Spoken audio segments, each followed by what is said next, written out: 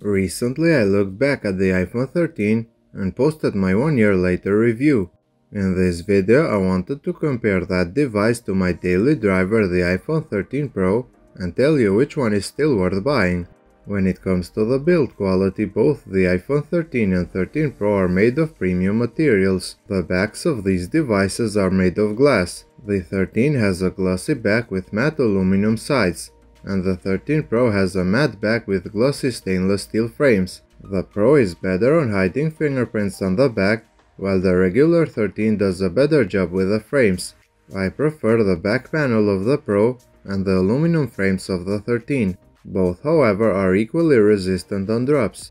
None of my devices has scratches since I used them with a case, and I did even put screen protectors on them since they did cost me a lot of money. They are also IP68 water and dust resistant, and you can submerge them up to 6 meters. While their screen size and resolution are identical, they have different display panels.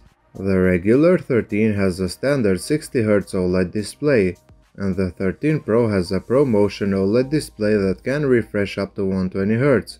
Obviously the 13 Pro is smoother, but honestly speaking the regular 13 is not bad at all, despite lacking ProMotion. When it comes to brightness, even though on paper in manual mode the 13 Pro is supposed to become brighter, in real life there are no differences at all, and they are both identically bright in manual and in auto mode.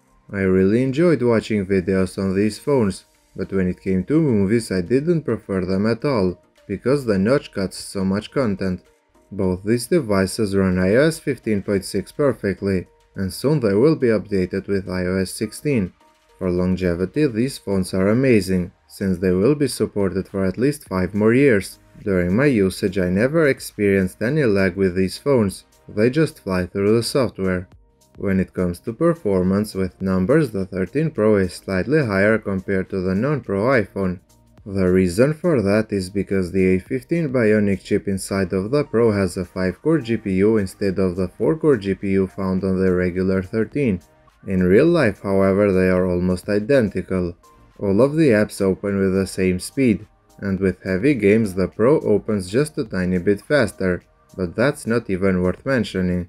The difference between these phones is with RAM, since the Pro does a better job keeping more apps open in the background. That's because it has 6GB of RAM, while the regular 13 has 4. When it comes to storage, they both start at 128GB, and while the Pro goes up to 1TB, the 13 maxes out at 512GB. When it comes to the cameras, if we look at the specs, there are many differences. The 13 Pro has triple cameras on the back, and all of them in paper are superior compared to the iPhone 13. But speaking the truth, in real life these differences are just minimal. The main and ultra-wide lens found on both phones are almost identical in daylight, and with just some small differences in favor of the Pro in low light. Thanks to the third telephoto lens, the 13 Pro is better at zooming in, and that's the biggest difference between them. Don't think that the Pro has a much better main and ultra-wide camera. It is only better at zooming in, and because of that it takes more pleasing portrait shots at 3x. The Pro has also a macro mode, but personally I never use it.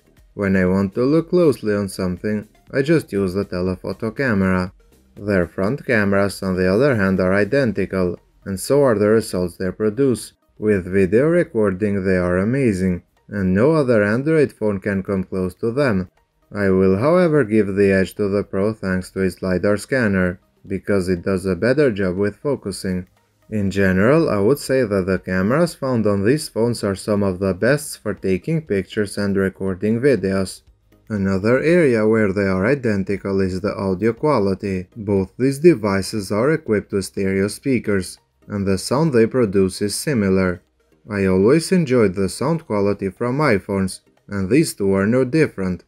Face ID is also present on these phones, and it works flawlessly, in daylight and when there is no light at all. I have absolutely zero complaints with Face ID.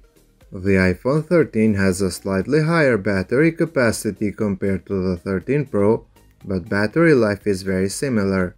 Thanks to the variable refresh rate, the 13 Pro catches up with the 13 very well. Battery life on these phones is amazing.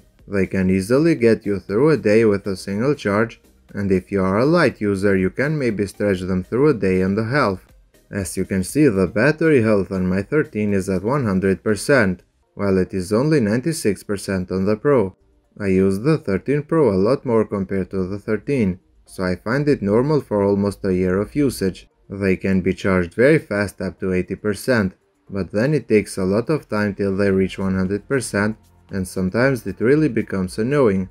Wireless charging and MagSafe are also present, but I never utilize them to their full potential. Almost 1 year later, the iPhone 13 still costs $800, while the 13 Pro costs $1000.